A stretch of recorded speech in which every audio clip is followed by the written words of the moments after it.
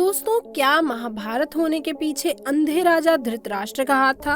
आखिर महाभारत खत्म होने के बाद धृतराष्ट्र कहाँ चले गए और उनकी मृत्यु कैसे हुई थी? धृतराष्ट्र एक अंधा राजा महाभारत के युद्ध में सबसे बड़ा खलनायक भी माना जाता है, क्योंकि वो चाहते तो इस युद्ध को रोक सकते थे, परंतु उन्होंने अपने पुत्र मोह में इस वंश का नाश करवा दिया।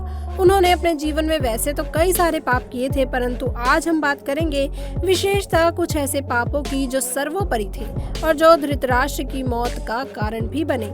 यह कहना गलत नहीं होगा कि धृतराष्ट्र आंखों से नहीं बल्कि मन और बुद्धि से भी अंधे हो चुके थे, क्योंकि जब भीष्म ने धृतराष्ट्र का विवाह गांधार की राजकुमारी गांधारी से कर दिया, तब गांधारी को पता चला कि मेरे पति की आंखों की रोशनी नहीं है, वो एक अंधा है। तब पत्नी का धर्म निभाते हुए उन्होंने भी आंखों पर पट्टी बांध ली। क्या आप जानते हैं कि गांधारी का विवाह धृतराष्ट्र से करने से पहले ही ज्योतिषों ने सलाह दी थी कि गांधारी के पहले विवाह पर संकट है, अतः इसका पहला विवाह किसी और से करवा दीजिए और फिर धृतराष्ट्र से करें। इसके बाद ज्योतिषों के कहने पर गांधारी का विवाह पहले एक बकरे से करवाया गया, बाद में उस बकरे की बलि दे दी गई। कहा जाता है कि गांधारी को किसी प्रकार के प्रकोप से मुक्त करवाने के लिए ही ज्योतिषों ने यह सुझाव दिया था। इस कारणवश गांधारी प्रतीक रूप से विधवा मान ली गई और बाद में उनका विवाह धृतराष्ट्र से करवा दिया गया। गांधारी एक विधवा थी। जब महाराज धृतराष्ट्र को ये बात पता चली तो वो बहुत क्रोधित हो उठे। उन्होंने समझा कि गांधारी का पहले किसी से विवाह हुआ था और वह किसी कारणवश मारा गया। धृतराष्ट्र के मन में इसको लेकर दुख उत्पन्न हुआ और उन्होंने इसका दोषी गांधारी के पिता राजा सुबाला को माना। धृतराष्ट्र ने गांधारी के पिता राजा सुबाला को पूरे परिवार सहित कारागार में डाल दिया। कारागार में दंड स्वरूप उन्हें खाने के लिए केवल एक व्यक्ति का भोजन दिया जाता था। केवल एक व्यक्ति के भोजन से भला सभी का पेट कैसे भरता? वास्तव में यह पूरे परिवार को भूखे मार देने की साजिश थी। राजा सुबल ने यह निर्णय लिया कि ये भोजन केवल उनके सबसे छोटे पुत्र को ही दिया जाएगा, ताकि उनके परिवार में से कोई तो जीवित बच सके, और वह छोटा पुत्र और कोई नहीं बल्कि शकुनी था। यह भी कहा जाता है कि विवाह के समय गांधारी के साथ उनका भाई शकुनी और आयु में बड़ी उनकी एक सखी हस्तिनापुर आई थी और दोनों ही यहीं रह गए थे। गांधारी के पुत्रों को कौरव पुत्र कहा गया, लेकिन क्या आप जानते हैं उनमें से एक भी कौरव वंशी नहीं था। धृतराष्ट्र और गांधारी के 99 पुत्र थे और एक पुत्री थी जिन्हें कौरव कहा जाता था। गांधारी ने वेद व्यास से पुत्रवती होने का वरदान प्राप्त किया था। इस वरदान के चलते ही गांधारी को 99 पुत्र और एक पुत्री मिली थी। उक्त सभी संतानों की उत्पत्ति 2 वर्ष बाद कुंडों से हुई थी। गांधारी की बेटी का नाम दुशाला था। कहा जाता है जब वे गर्भवती थी तब धृतराष्ट्र ने एक दासी के साथ दुष्कर्म किया था, जिसके चलते युयुत्सु नाम का एक पुत्र का जन्म हुआ। इस तरह कौरव 100 हो गए। पुत्र के मोह में करवाया युद्ध। पुत्र मोह में अंधे हो चुके धृतराष्ट्र नीति को जानते हुए भी पांडवों के साथ अन्याय कर रहे थे, लेकिन राजा और राजसिंहासन के प्रति निष्ठा के चलते भीष्म उनके साथ बने रहे। धृतराष्ट्र ने अपने पुत्र मोह में सारे वंश और देश का सर्वनाश कर दिया था। धृतराष्ट्र चाहते तो वे अपने पुत्र के हठ और अपराध पर लगाम भी लगा सकते थे, लेकिन उन्होंने ऐसा कुछ नहीं किया और दुर्योधन को गलती पर गलती करने की अप्रत्यक्ष रूप से छूट दे दी। पांडवों के साथ हुए अति अन्याय के चलते ही महाभारत युद्ध हुआ। राज सिंहासन पर बैठे धृतराष्ट्र यदि न्याय करता होते तो यह युद्ध टाला भी जा सकता था। विदुर ने कई बार धृतराष्ट्र को नीति और अनीति के बारे में बताने की कोशिश की, लेकिन धृतराष्ट्र ने सब कुछ जानते बूझते हुए विदुर की बातों को नजरअंदाज कर दिया। चीरहरण के समय धृतराष्ट्र का चुप रहना। द्रौपदी की भरी सभा में चीरहरण के समय भी भीष्म और धृतराष्ट्र चुप रहे और तमाशा देखते रहे। इसी के चलते भगवान कृष्ण को भी महाभारत युद्ध में कौरवों के खिलाफ खड़े होने का फैसला करना पड़ा। चीरहरण महाभारत की एक ऐसी घटना थी जिसके चलते पांडवों के मन में कौरवों के प्रति नफरत का भाव स्थायी हो गया था। ये एक ऐसी घटना थी जिसने प्रतिशोध की एक ऐसी अग्नि को जन्म दिया था जिसमें सभी जल रहे थे, और इस प्रतिशोध का परिणाम इतिहास का सबसे बड़ा युद्ध महाभारत हुआ। इसे धृतराष्ट्र की सबसे बड़ी भूल कहा जा सकता है। अधर्म का साथ दिया।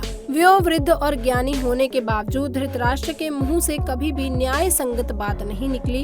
पुत्र मोह में उन्होंने कभी गांधारी की न्यायोचित बात पर ध्यान ही नहीं दिया। गांधारी के अलावा संजय भी उनको न्यायोचित बातों से अवगत कराकर राज्य और धर्म के हितों की बात बताता था, लेकिन वे संजय की बातों को भी नहीं मानते थे। वे हमेशा ही शकुनी और दुर्योधन की बातों को ही सच मानते।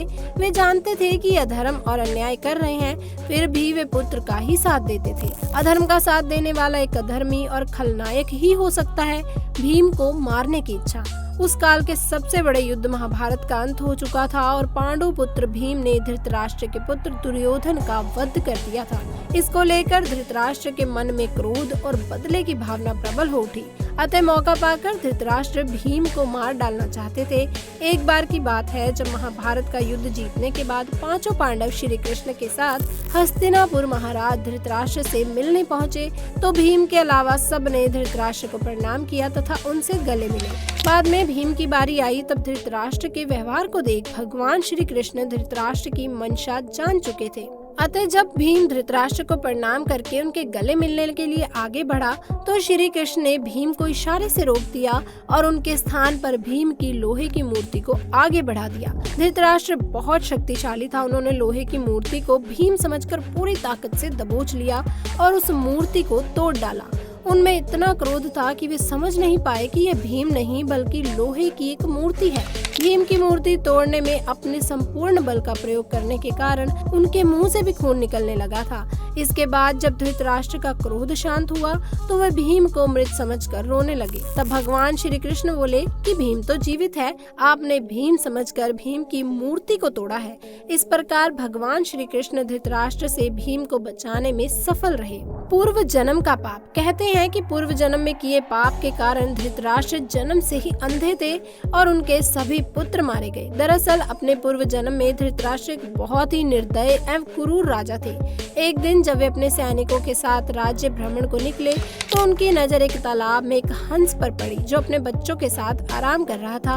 उन्होंने सैनिकों को तुरंत आदेश दिया कि उस हंस की आंखें निकाल ली जाएं। सैनिकों ने राजा की आज्ञा का पालन किया और दर्द से बिलखते हुए हंस की आंखों को निकालकर राजा अपने सैनिकों के साथ आगे बढ़ गया। उस हंस की असहनीय पीड़ा के कारण उसकी मृत्यु हो गई। इस घटना को देखकर उसके बच्चे भी मृत्यु को प्राप्त हो गए। मरते वक्त हंस ने राजा को श्राप दिया था कि मेरी ही तरह तुम्हारी भी यही दुर्दशा होगी। इसी श्राप के कारण अगले जन्म में धृतराष्ट्र अंधे पैदा हुए तथा उनके पुत्र उसी तरह मृत्यु को प्राप्त हुए जिस तरह हंस के हुए थे। अब बात करते हैं कि उनकी मृत्यु कैसे हुई। महाभारत युद्ध की समाप्ति के 15वें वर्ष बाद धृतराष्ट्र, गांधारी, संजय और कुंती अपना संपूर्ण राजपाट त्याग के वन में चले गए। समय बीतता गया और इसी तरह 3 साल बीत गए, लेकिन एक दिन धृतराष्ट्र गंगा में स्नान करने के लिए गए और उसी समय जंगल में आग लग जाती है। यह देख कुंती और संजय तीनों धृतराष्ट्र के पास भागते हुए आते हैं और धृतराष्ट्र से उनके सही होने का पूछते हैं। संजय उन सभी को जंगल से चलने के लिए कहते हैं, लेकिन दुर्बलता के कारण धृतराष्ट्र वहां से नहीं जाते और वहीं रुकने का निर्णय लेते हैं, जिस कारण गांधारी भी अपने पति को अकेला छोड़कर नहीं जाने का निर्णय लेती है और धृतराष्ट्र के साथ गांधारी और कुंती भी वहीं रुक जाते हैं। तब संजय अकेले ही उन्हें जंगल में छोड़कर हिमालय पर्वत की ओर चले जाते हैं। उसके पश्चात तीनों वन की अग्नि में झुलस कर मर गए। हिमालय पर्वत पर पहुंच संजय एक सन्यासी की तरह जीवन व्यतीत करने लगे। उसके पश्चात नारद मुनि युधिष्ठिर तक यह दुखद समाचार पहुंचाते हैं। सूचना पाते ही युधिष्ठिर वहां जाकर उन सभी की आत्म शांति के लिए नीति अनुसार धार्मिक कार्य करते हैं। इस प्रकार महाभारत के एक और महत्वपूर्ण पात्र के जीवन का अंत हुआ। मित्रों, धृतराष्ट्र की मृत्यु के पीछे छिपे इन पापों पर आधारित ये वीडियो कैसी लगी, नीचे कमेंट करके हमें जरूर बताएं और इस वीडियो को लाइक करें, शेयर करें और अगर आपने अभी तक हमारे चैनल को सब्सक्राइब नहीं किया है तो जल्दी से जाके चैनल को सब्सक्राइब कर लें। मिलते हैं अगली वीडियो में।